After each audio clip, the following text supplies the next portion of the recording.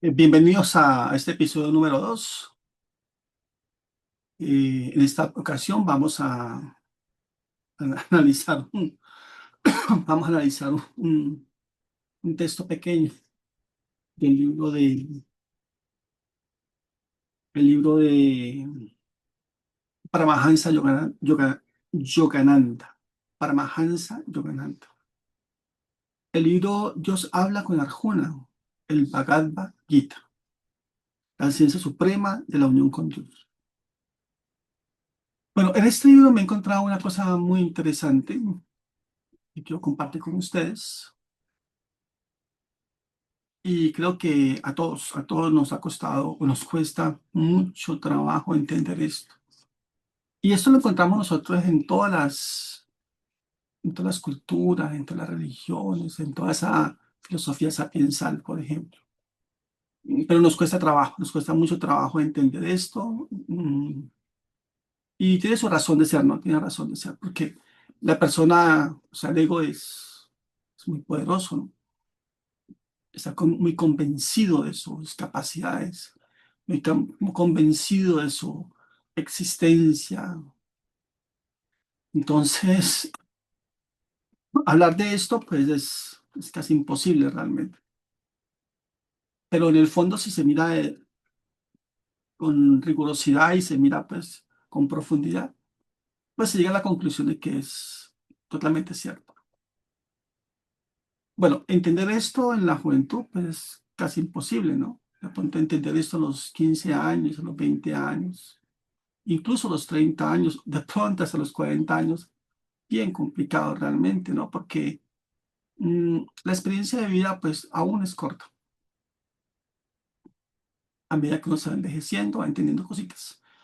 Y se va dando cuenta de cierto conocimiento sapiensal que está allí, que siempre estuvo allí, y que si uno, por ejemplo, va a las diferentes doctrinas filosóficas o religiosas, la cábala, el judaísmo, el cristianismo, el hinduismo, el budismo, el Vedanta, bueno, todas estas cosas, pues es lo mismo realmente, ¿no? Es lo mismo, pero entenderlo es muy complicado, es bastante difícil, ¿no? Y este video, pues vamos a hablar sobre la voluntad de Dios. Por ahí escuchamos la parte católica decir, Dios mío, hágase tu voluntad, más no la mía, ¿no? Eso es muy común escucharlo y todo lo hemos escuchado, ¿no? Pero que lo hayamos entendido, pues eso es otra historia muy diferente. Entonces, aquí me encontré en el libro de Paramahansa Yogananda, encontré un pasaje muy interesante, muy sencillo, muy trivial, pero que tiene una profundidad importante.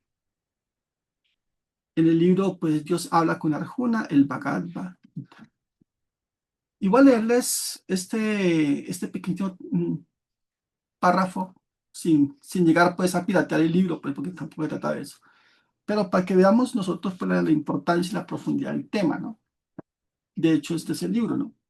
Este es el libro que ustedes conocen. Entonces, pues la historia cuenta lo siguiente, ¿no? Un hombre plantó una semilla en su jardín con el objeto de disfrutar de las flores.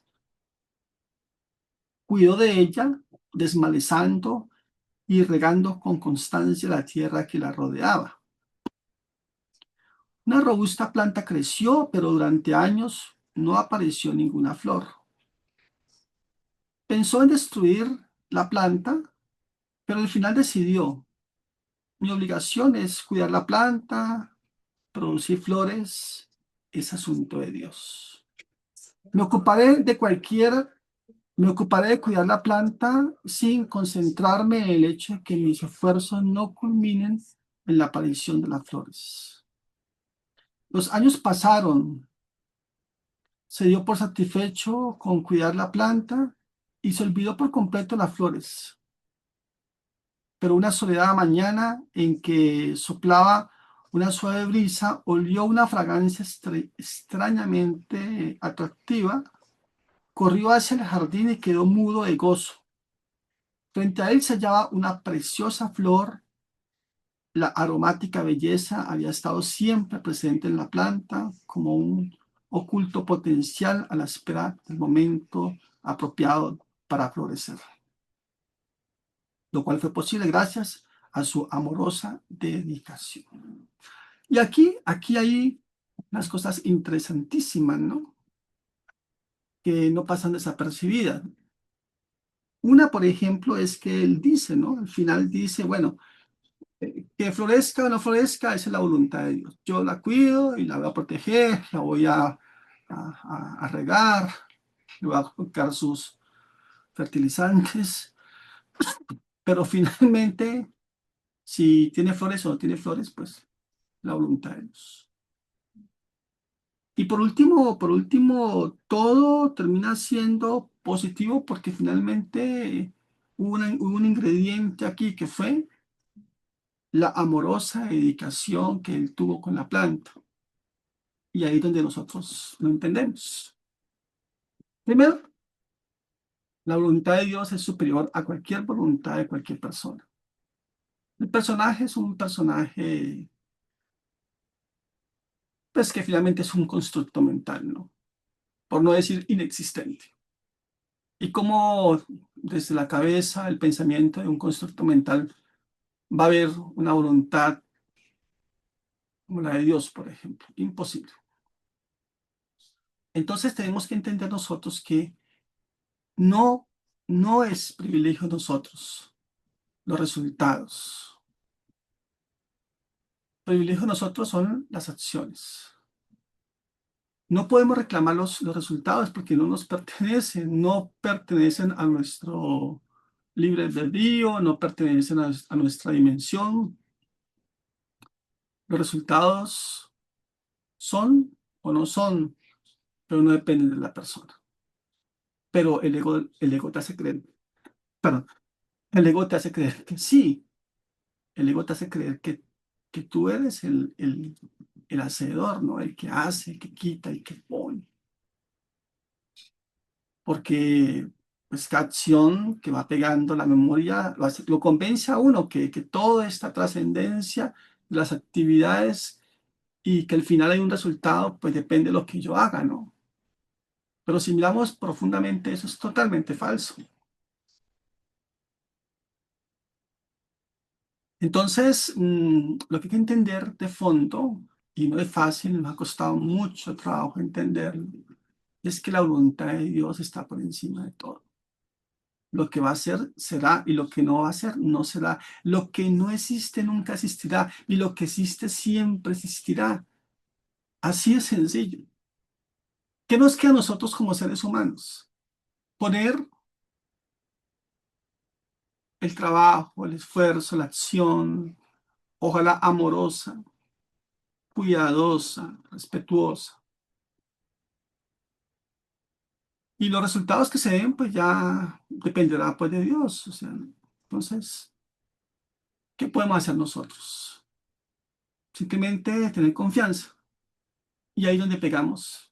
Pecamos porque no entendemos lo que es la fe, no entendemos que hay una voluntad superior y que nosotros aquí en esta malla, ¿no? Esta ilusión en que vivimos, nos creemos los hacedores y, y llegamos al punto de convencimiento que es totalmente falso.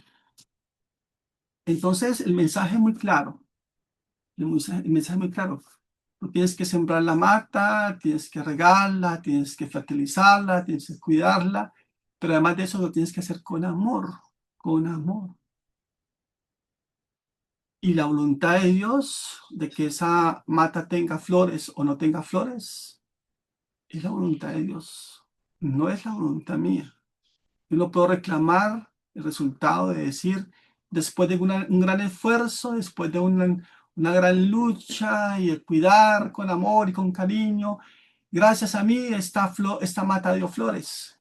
No, eso es totalmente falso. Ahora, si tú entendiste este mensaje, que tiene una profundidad bastante, bastante grande, pues la mente se replantea, ¿no? Se reconfigura, ¿no? el accionar de uno comienza a ser diferente. ¿Por qué? Porque uno va entendiendo que no es uno, es Dios, es la voluntad del absoluto. Entonces ahí no hay discusión. ¿Qué nos queda a nosotros? La acción. Y los resultados no nos pertenecen. No podemos reclamar los resultados, porque los resultados están en el campo de Dios, del absoluto, de la fuente, como tú le quieras llamar. Entonces, es muy interesante, ¿no? Y entender que todo lo que uno hace en la vida hay que hacerlo con amor, con dedicación, no con esfuerzo, que el esfuerzo es un concepto filosófico que de pronto ni existe, pero sí con amor, con cariño, con buena voluntad. Por eso la Biblia decía que bienaventurados los hombres de buena voluntad, ¿no? Obviamente, porque ese es el camino. Entonces, si nosotros logramos entender que todas las acciones que nosotros hagamos, por muy pequeñas que sean o por grandes que sean, son acciones preciosas, pues al final los resultados serán preciosos. Y no porque yo sea el hacedor, sino porque es la voluntad de Dios. Si entendiste esto, tu comportamiento va a cambiar. Y si no lo entendiste, no te preocupes, no te preocupes. Sigue regando la mata, sigue eh, fortaleciéndola, sigue abonándola, sigue fertilizándola con amor. Y cualquier día de esto los resultados se van a dar. Entonces, los invito al tercer episodio de esta serie de videos donde estamos leyendo los libros y sacando información valiosa para nuestra vida y para nuestro crecimiento. Que pasen buena noche. Hasta luego.